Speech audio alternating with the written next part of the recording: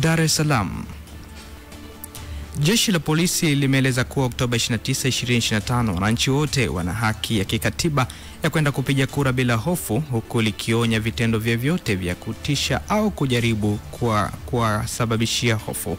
Akizungumza na waandishi wa habari jana, kamanda wa kanda maalum ya Dar es Salaam Jumanne Muliro amesema kuwa vitendo vya kutishia wananchi havikubaliki na vinaingilia haki ya kikatiba ya kila mwananchi.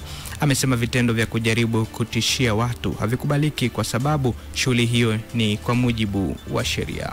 Tarehe 29 mwezi Oktoba mwaka huu wa 2025 haikuja yenyewe kwa kutaka, ipo kisheria, ipo kikatiba, na watu wana haki ya kwenda bila hofu kupiga kura na kuchagua mtu yoyote wanayemtaka. Vitendo vya kutisha watu, vitendo vya kujaribu kutishia watu havikubaliki, sababu shughuli ile ni ya kisheria. Kwa hiyo jeshi la polisi litaendelea kufuatilia, kuzuia, kubaini na kutanzua matishio yote ya kiusalama, na siku hiyo watu watatimiza jukumu lao la kikatiba bila hofu.